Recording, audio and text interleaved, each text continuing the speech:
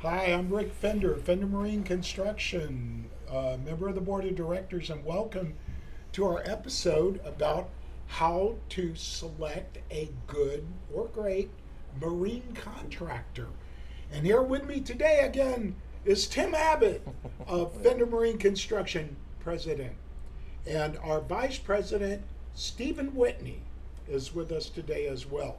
We can't wait to get into this subject because it's very dear and near to my heart. So the first thing you can do, I'm going to start with the first one. You guys can see what's there. And that is to check a potential marine contractor's website. You can get a lot of information from there. You can look and see if they're good. They'll put their license number on there, which is required by state law, that you have your state certified license there, if you are in fact certified. So the next thing I'd say, well, did you guys have anything to add about that? I mean, by the way, we're getting our website, which we had a beautiful website, but we decided to do a new one. And so it's just about done. It's got some really beautiful photos and a lot of information about projects that we've done. Did you guys have anything to add on that? On the website? Yeah. I mean, yeah, I would just say that, you know, if somebody's website's not up to date, it pretty much shows that they're not paying attention, and that might have some, that might kind of reflect the type of work they do as well. But so I just thought of something. Watch out for a really beautiful website, because many times they are not good. And we've got examples where people bought into, I can think of 3 right off the bat, that were not licensed, did crap jobs, got on the job, got the deposit, maybe even got a draw, and then walked off. Customer called us, and we helped as best we could. So there's double-sided sword there with the website. And then the next thing I recommend is doing a phone interview to save time, and then ask questions like, how long has your business been around? What licenses do you hold? What insurance do you carry? But let me stop on the how long's the business been around. The reason that's important is because the longer they've been around, the longer they'll likely be around. I can say that Fender Marine, we started doing marine construction with the corporation was around 2003. And then in just a couple of years ago, we changed it to a employee shared ownership plan. And at that time, Stephen and Timmy were, before that, they became licensed as state certified building contractors. And so the corporation is a state certified building contractor with 2 licensees, and then my state certified marine contractor's licenses with the company as well. So you got a double whammy. Now, why is that important to check and make sure that the contractor is licensed? Well, for one, if he's not licensed, he's not legally pulling permits.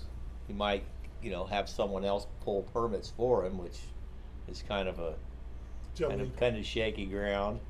It's aiding and abetting an unlicensed contractor. Okay. I love this. Yeah. Yeah, that too. For one, if a guy doesn't, if they don't have a license, that's pretty, fairly simple. You would, that just kind of, that if they don't have a license, probably, there's a lot of other things they're going to be lacking in too. Like, if you have an issue with something they built, you're probably not going to be able to get them to come back. If they don't have a license, they really don't have any consequence. Whereas, if you have a licensed contractor that does something that's not up to par or that fails or whatever, then, you've got, you could make a complaint to the Department of Professional Regulation that's going to put a mark on his license. Whereas if you don't have a license, who cares? The only thing that you can do is, maybe complain about it, and that's I don't know where that's not going to get you very far. And also, if you do have a license, it does show that you at least have, you have enough experience to qualify for a license, and that's at least better than if somebody that just says yeah, I know how to do it. Right. Stephen, did you have anything to add on that one? No. Okay. Well, we talked briefly about somebody else pulling their permit, and that's happens a lot. Is the unlicensed contractor will come and say, oh, don't worry, my uncle has a license.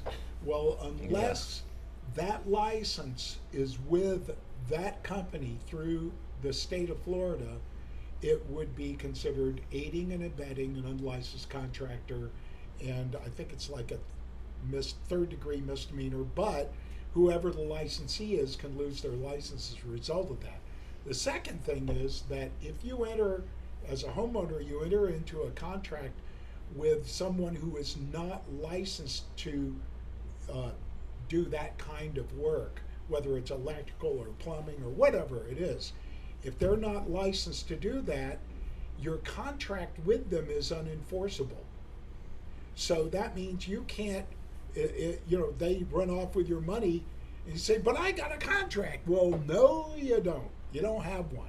So that's really, really important. Another thing is, if they got a license, that means they had to pass a test, not just on the technical aspect of building construction. So you got to study that, but also you got to study business. And many of these unlicensed contractors don't know anything about business. They don't realize that, hey, if they take your money, they still have to finish the job. They don't really know. So that's one thing. And then, Timmy, what kind of insurance does Fender Marine carry now? We have longshoremen's and harbor workers insurance, which is necessary for any kind of marine construction. And the key to that is, and that's another thing that you need to find out. For one, check their license, get their license number, and then have them send, have their insurance company send you a copy of their insurance binder naming you as additionally insured. And if it doesn't have longshoremen and harbor workers insurance on it, and it just has the workman's comp and general liability, or even worse, just general liability with an exemption to workman's comp, then you're potentially putting yourself at the risk of being sued if someone becomes injured on your property. Because if it's a small injury and it's covered by workman's comp's probably going to cover it. Somebody gets seriously injured, an attorney gets a hold of that and says, well, you had workman's comp, but you didn't have the longshoremen's and harbor workers insurance, so that doesn't cover this injury. And then guess what? The homeowner is the one that ends up with the bill. What happens is the homeowner will then go to their homeowner's insurance. Did you already say that, Tim? I did not. Okay. I didn't get that. They'll usually say, oh, no problem, I got homeowner's insurance. Well, then the homeowner's insurance company is probably going to say, hey, you didn't get a contractor who had the proper insurance for the work they were doing on your project, so therefore your homeowner's insurance doesn't cover. And I'm not an attorney, but that's the way that I understand that it works with insurance. But the other thing about the insurance is the Longshore and Harbor Workers Act insurance is required any time you work on or adjacent to any body of water in the state of Florida. So it doesn't necessarily have to be doing seawalls and docks. It could be some of the civil work that we do, like the spillways and some of that kind of pile driving, all that kind of stuff that might be bridges, might not even be docks or whatever. So that is really, really critical, and that, you know, they might have workman's comp and they might have GL, general liability, but it really separates the men from the boys when they got the USL&H. You know that you got somebody real. Another way you can check them is to ask, you know, what professional organizations do they belong to? Well, it just so happens that Fender Marine Construction is member of the Florida Marine Contractors Association. And I mean, we've been very active with them since the start of the company. Just want to throw that. That's not on the list. And so then I wanted to ask, one of the questions you as a homeowner would ask is whether or not the contractor uses subcontractors, or does he build with his own employees? And so if we were to ask Fender that, what would you say? The bulk of the construction we do with in-house employees. There's portions of some of the stuff such as roofing. We usually have a subcontractor that does our roofing and our electrical. We don't hold an electrical license, and we actually don't hold a roofing license. We could do some of the roofing in-house with the license that we hold. We found that it's, you know, that it just makes more sense to have a licensed roofing contractor that does it every day, instead of our guys that do it, you know, once a month, come in and do that type of work. And other than that, you know, we pretty much self-perform all of the carpentry, structural type work, or anything like that. The reason I bring that up is that if you look at somebody's certificate of insurance and it says that they're exempt, that means that only they and two other partners in the corporation, two other members of the corporate structure who have at least 10% ownership of the corporation each, are allowed to work on the project. So if you've got a pretty big project and, you know, you're expecting it to be done in any kind of a reasonable time frame, they're probably going to want to put more people on the project.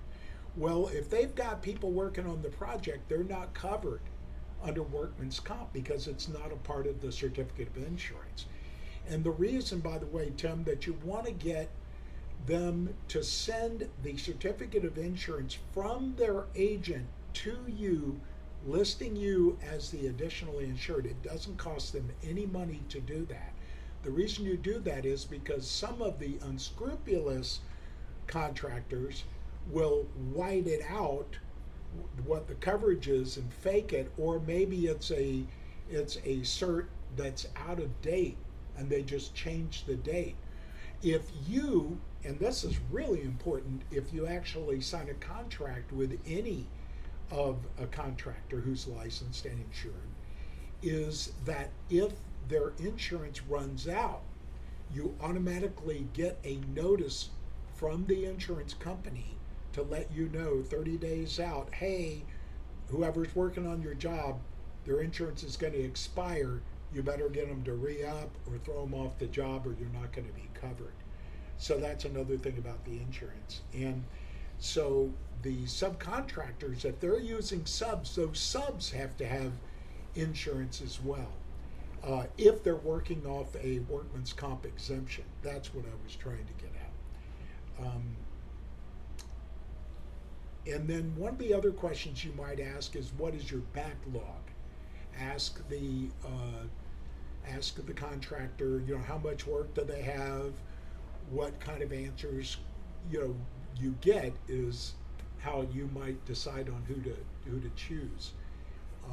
Tim, how would you answer that question if a homeowner was asking you? And by the way, this is a DIY for those DIYs that look at having to jump in the water and jet down the pile and deal with moccasins and alligators and big alligator tooth gar. Let us do it. Timmy, what's your backlog?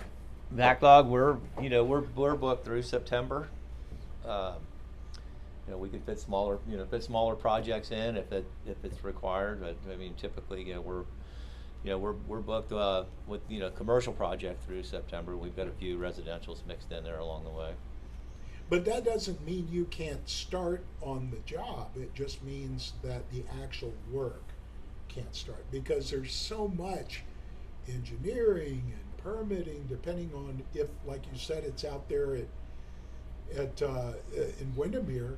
I mean, I had 5 permits on one seawall job out there, and it took a long time to get. So what I'm trying to say to those people that are interested in getting work done is start now. Get your permit now. I don't care if you don't want to do it until Christmas. Start now on the permit, and maybe you'll get it by Christmas, depending on the project. It may be a lot sooner. Yeah. But anyway, then I'll go on to another question: is what are your payment terms? And what are your payment terms? Let's say it's on a residential project. 10% deposit, and then depending on the size of the job, if it's a typical residential job that's somewhere between 50 and 120,000, we're gonna ask for 10% up front, 40% mobilization, and then if it's a job that's going to take less than a month, pretty much, and then it's just the 50% final draw. Yeah. If it's something that may take more than a month, we may put a milestone, like a piles and framing or a deck complete or something to that effect, so that that the sheet piles in, and we're gonna have to do the backfill and all this other stuff. We may put a milestone draw in there and break up that last 50%, but typically it's a 10% deposit, 40% mobilization, because once you mobilize, you're generally bringing in all of your material that you have to pay for, and all that material is sitting on the job site, and you've mobilized whatever equipment you need, and you've got guys on the job. So typically that's the breakdown on our. So that'd be a good question to ask your potential marine contractors, to say, well, we want 50% up front. That means they ain't got no money. Okay, they're getting you to finance them, but 10% isn't nearly the materials and stuff that we're talking about on a project. It's generally somewhere around 40% of a project is material, and that could vary. And the 10%, the 10% is going to pay for getting started, engineering and permitting, pretty much. Right. You're going to have to, you have to pay for for these items before you can start the project. So it's not like we're asking, that, and also, if you don't take any money up front and you start working towards that, and then they say, oh well, I don't want to do it, then you're pretty much you put work and time and effort into it and got nothing out of it. And at the least stockholders don't like that. This is an employee shared ownership company. Okay, so all the employees will inevitably own the entire company. What warranty? This is another question. Okay, for the customer, any customer. What warranty do you carry on your work? Commercial warranties are 1 year on work material and workmanship, and then manufacturer's warranty on their materials. And residential is 3 years. Okay. What about repair projects where you go in and you fix somebody's roof blows off, put a new roof on, or redeck a deck that rotted out? Typically, we don't do a warranty on repair work because it wasn't something that we built. Now, if it's if we do a repair job and something that we did fails, we're going to go back and fix it. But a lot of times you can't really, if you're doing a repair job, there's something that caused it to become a repair job because it was damaged, or because it wasn't built right in the first place, or because it's getting near the end of its life. So when you're doing a repair job, you can, we generally don't offer a warranty. I can see there's situations where you could possibly offer a warranty, but I love this. You can tell this is not rehearsed, but this is the company policy, I understand. And so it'd be something good for you guys to ask any marine contractors you're talking to about building a job. So another question you might ask them is, are you being sued by any suppliers? Are they paying their bills? Whether they are having a dispute about a bill or something, are you being sued? You can check that in the court docs. You probably have your attorney check it. But you want to make sure you're working with somebody that isn't getting sued by the suppliers or even by customers. Any lawsuits from customers or suppliers, Tim? No. No, Thank goodness. We're good. And that was We're impromptu. good. I was hoping that was the case. All right. Not to my knowledge, I think would be a better answer.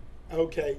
And so what you want to ask them, and this is a really good one, is have you built any docks or seawalls or boardwalks or bridges, or this doesn't go just for residential. This goes for everybody. Have you done any in my county, in my city, on my lake? So like if you're in Belle Isle, you might say, have you built any docks on my chain, on the Conway chain? And then if they give you the address, you do a GPS, and you can drive by on the lake and check out their quality. What's the latest job y'all built in Belle Isle? The police dock. What? The police dock. What was that? The Belle Isle police dock. Well, the Lake Conway chain, I think almost the entire lake, except for I believe portions of Lake Gatlin, is Belle Isle police jurisdiction. And up until now, they've been either launching their boats whenever they had an emergency, and I think they had a relative of one of the city council, or one of the people that worked for the city of Belle Isle, one of the relatives had a place on the lake that they were renting a space there to keep a boat. So now they have their own facility that has 2 boat slips and a jet ski lift for their boat. So now For the recreational time? no. But so now whenever they if they get an emergency call or something like that, they don't have to go into somebody's backyard that they're renting something from, or have to launch a boat. They could go to their own facility that's located over off of Wallace, off Orange Avenue, fairly I think the central lake there in Lake Conway, and they can leave from there and get to their get the drunkards off the sandbar. Faster to write those tickets. They pretty much be most places in Lake Conway, other than they have to go underneath the Hawker Bridge to get to the farther north lake. That might take a few minutes, but other than that, they can get anywhere in Lake Conway pretty quick from that location. And so you can also ask for references, and that's a good thing to make sure that whoever you're selecting to build your dock or your seawall or your bridge is the right one. And so that's about all I had for this one. Did you guys have anything to add about what the customers might ask a potential marine contractor? I don't know about questions they might ask, but I mean, one of the things I would check would be, I would get their license number and check that with the DVPR to make sure that their Right. license was in good standing. It didn't have any marks Right. against it, Right. and just take their business name and see if they're a member of the Better Business Bureau, if they have some type of rating, and if you can find anything else where there's some kind of comments on comments on their business. I mean, a lot of times the only time that you get a comment on your business if it's somebody complaining, but still, we want to kind of look at those and take and then evaluate it yourself. I mean, if you've got 10 comments and they're all complaining about something, and there's not one person in there that said this guy did a good job, and you might want to do a little more research before you actually give them any money or sign a contract. That's the only thing I can say is you definitely want to do your homework, especially in a business like this, because there's a lot of guys out there that some of them may build a good dock, but there's people out there that they're going to take your money and do a crappy job, or take your money and run. So I gotta do your heard the homework. Bahamas is really nice this time of year. Yeah. Anyway, that was about all we had on this episode, and again, I really appreciate it if y'all send in your questions. This is how we developed a lot of these questions that we're talking about. You could send those to info@fendermarine.com, or you can visit our website at fendermarine.com, or call us at 407-481-8383. And you're welcome to call us if you have any projects and you don't know what to do, or you don't know who to call. Give us a call. We'll help you any way we can. And it's Rick Fender, Tim Abbott, and Steve Whitney signing off.